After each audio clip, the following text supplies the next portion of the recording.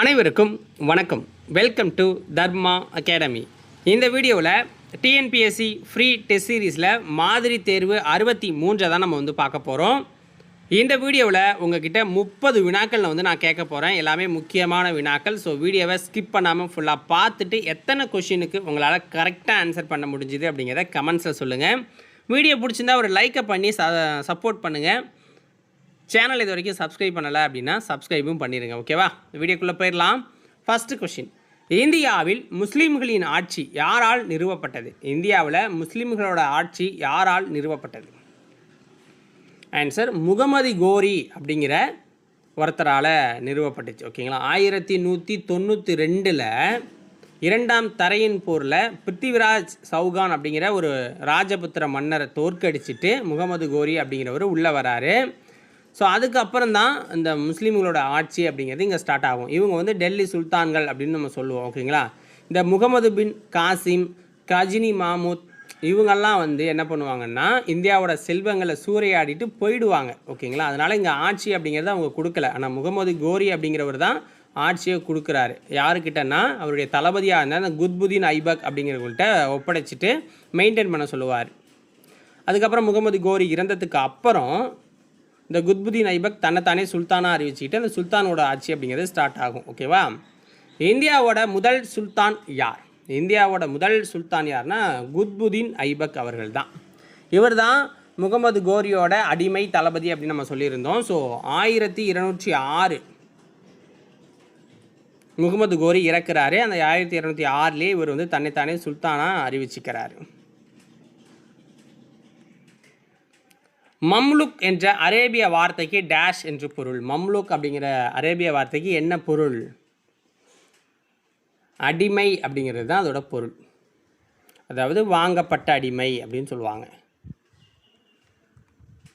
So இதில் பார்த்தீங்க அப்படின்னா குத்புதீன் ஐபக் அப்படிங்கிறவர், இல்துமிஷ், பால்பன் ஆகியோருங்கெல்லாம் தொடக்கத்தில் அடிமைகளாக இருந்து தான் சுல்தான்களாக உயர்வாங்க. ஓகேங்களா? குத்புதீன் ஐபக் எந்த நகரை தலைநகராக கொண்டு ஆட்சி செய்தார்? குத்புதீன் ஐபக் எந்த நகரை தலைநகராக கொண்டு ஆட்சி பண்ணுறாருன்னா லாகூரை தலைநகராக வச்சு தான் ஆட்சி பண்ணுவார். ஸோ அதுக்கப்புறம் தான் லாகூருக்கு அப்புறம் டெல்லிக்கு மாற்றுவார். ஓகேங்களா? அதுக்கப்புறம் போலோ விளையாட்டு விளையாடும்போது 1210 குத்புதீன் ஐபக் மறைகிறார். குத்புதீன் ஐபக் கீழை கங்கை சமவெளியை கைப்பற்றும் பொறுப்பை யாரிடம் ஒப்படைத்தார்? குத்புதீன் ஐபக் கீழை கங்கை சமவெளியை கைப்பற்றும் பொறுப்பை யாரிடம் ஒப்படைத்தார்? பக்தியார் கில்ஜி அப்படிங்கிறவர்கிட்ட கொடுக்குறாரு. இவர் யாருன்னா ஐபக்கோட தளபதி அப்படின்னு சொல்லுவாங்க. முகமது பின் பக்தியார் கில்ஜி அப்படிங்கிறத கொடுக்குறாரு. இந்த கீழை கங்கை சமவெளி அப்படின்னா உங்களுக்கு பீகார், வங்காளத்தை தான் அப்படி சொல்லுவாங்க. ஸோ உலக புகழ்பெற்ற அந்த நலந்தா பல்கலைக்கழகம் இருக்குல்ல, அதையும் இடித்தவர் இவர் தான். அடுத்த வேணா பாருங்கள். குவத் உல் இஸ்லாம் மஸ்ஜித் என்னும் இந்தியாவின் மிக பழமையான மசூதி எங்கு கட்டப்பட்டுள்ளது? டெல்லியில் கட்டியிருக்காங்க. அடுத்த வினா, குவத் உல் இஸ்லாம் மஸ்ஜித் என்னும் இந்தியாவின் மிக பழமையான மசூதி யாரால் கட்டப்பட்டது? ஆன்சர் குத்புதீன் ஐபக்கால் கட்டப்பட்டுச்சு. ஓகேங்களா? ஸோ குத்புதீன் ஐபக் டெல்லியை கைப்பற்றுறாருல, அதோட நினைவாக இதை கட்டுறாங்க. ஓகேங்களா? குதுபினாருக்கு அடிக்கல் நாட்டியவர் யார்? குதுபினாருக்கு அடிக்கல் நாட்டியவர் யார்? ஆன்சர் குத்புதீன் ஐபக் தான் அடிக்கல் நாட்டுவார். ஸோ 1199 அடிக்கல் நாட்டார். யாருடைய நினைவானா பக்தியார் காஹி அப்படிங்கிறோடைய நினைவாக அவர் ஒரு சூஃபி துறவி. ஓகேங்களா? அவரோட குத்புதீன் பக்தியார் காஹி அப்படிங்கிற நினைவாக இந்த கோபுரத்தை கட்டணும் அப்படின்னு முடிவு பண்ணுறார். ஆனால் அவர் அதுக்கு முன்னாடியே இறந்துடுறார். ஓகேங்களா?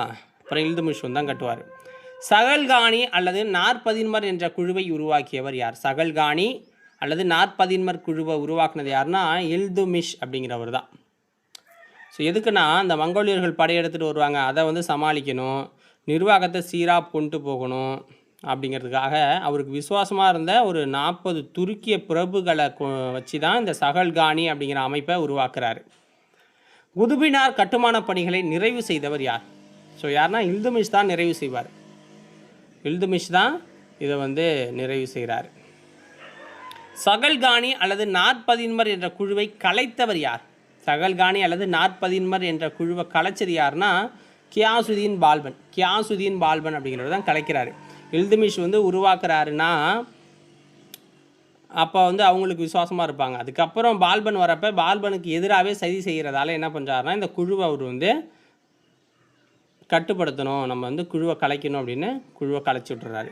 இந்தியாவின் முதல் பெண் சுல்தான் யார்? இந்தியாவோட முதல் பெண் சுல்தான்னா சுல்தானா ரஷ்யா அப்படிங்கிறவங்க தான். ஸோ இல்துமிஷோட மகன்கள் எல்லாருமே சோம்பேறிகளாக இருந்ததால் மகளை டெல்லி சுல்தானா அறிவிக்கிறாங்க. அமீர் குஸ்ரு எந்த நாட்டை சேர்ந்தவர்? அமீர் குஸ்ரு அப்படிங்கிறவர் எந்த நாட்டை சேர்ந்தவர்னா அவர் பாரசீக நாட்டை சேர்ந்தவர்.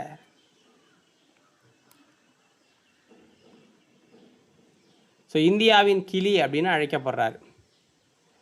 கில்ஜி அரச வம்சத்தை தோற்றுவித்தவர் யார்? கில்ஜி அரச வம்சத்தை தோற்றுவித்தவர் யார்?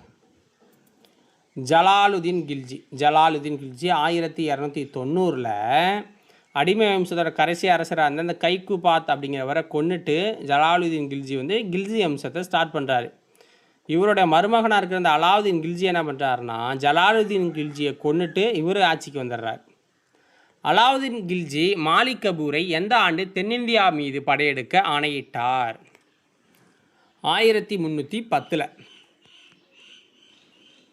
ஸோ இது என்ன நடக்கும் அப்படின்னா இந்த தேவகிரி யாதவர்கள்னு சொல்லப்படுறவங்க, துவார சமூக ஹொய்சாளர்கள், மதுரை பாண்டியர்கள்லாம் இதில் தோக்குறாங்க. சித்தூர் சூறையாடப்பட்ட ஆண்டு என்ன? சித்தூர் சூறையாடப்பட்ட ஆண்டு 1303. ஜவஹர் முறை என்பது என்ன?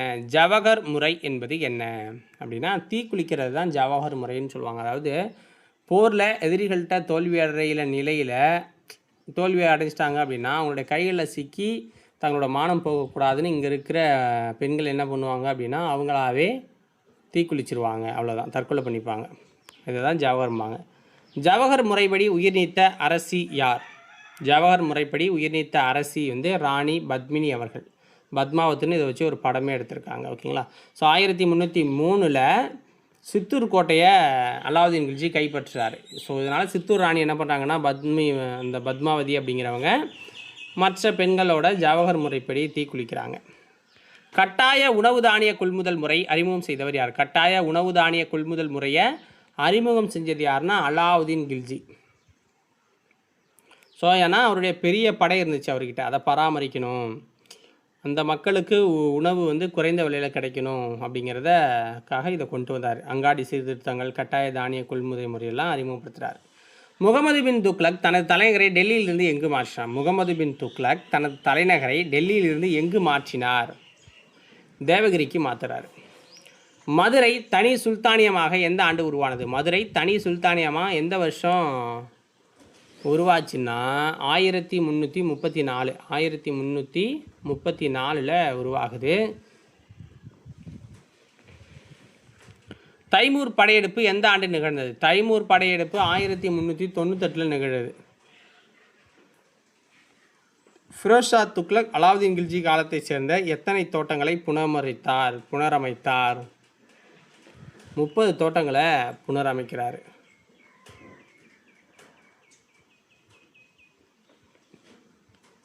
சையது அரச வம்சத்தை தோற்றுவித்தவர் யார்? சையது அரச வம்சத்தை தோற்றுவித்தவர் யாருன்னா கிசிர் கான் அப்படிங்கிறவர் தான்.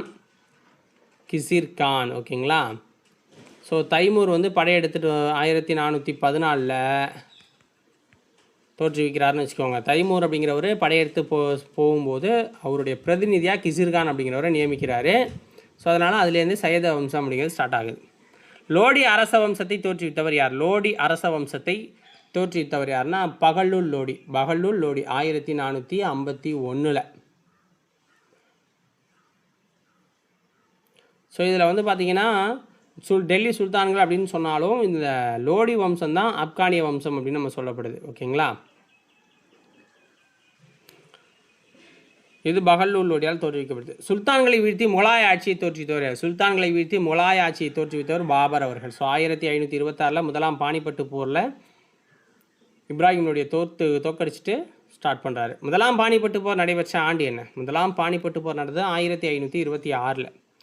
களப்பிரர்களை விரட்டியடித்த பாண்டிய மன்னன் யார்? களப்பிரர்களை விரட்டியடித்த பாண்டிய மன்னன் யார்னா கடுங்கோன் பாண்டியன். கடுங்கோன் பாண்டியன். பாண்டிய பேரரசின் முதல் வலிமை மிக்க அரசர் யார்? பாண்டிய பேரரசின் முதல் வலிமை மிக்க அரசர் கடுங்கோன் பாண்டியன் தான். ஏன்னா களப்பிரர்களை ஜெயிச்சு முதலாம் பாண்டிய பேரரசுக்கு வித்திட்டவரும் இவர் தான். சமணர்களை துன்புறுத்திய பாண்டிய மன்னன் யார்? சமணர்களை துன்புறுத்தின பாண்டிய மன்னன் அரிகேசரி மாறவர்மன். தொடக்கத்தில் சமண மதத்தை பின்பற்றினார். அதுக்கப்புறம் திருஞான சம்பந்தர் இருக்கார்ல, அவருடைய முன்னிலையில் சைவ மதத்துக்கு மாறுறாரு. மதம் மாறினதுக்கு அப்புறம் தான் ஒரு 8000 சமணர்களை அந்த கழுவேற்றி கொன்றதாக இதில் பெரிய புராணத்தில் இவரை பற்றி சொல்லியிருப்பாங்க. ஓகேங்களா? ஸோ இதோட இந்த வீடியோ பதிவு முடியுது. உங்களுக்கு வீடியோ பிடிச்சிருந்தா ஒரு லைக்கை போட்டுவிட்டு சேனலை சப்ஸ்கிரைப் பண்ணி சப்போர்ட் பண்ணுங்கள். நாளைக்கு வேறு ஒரு வீடியோ பதிவில் உங்களை வந்து சந்திக்கிறேன். நன்றி, வணக்கம்.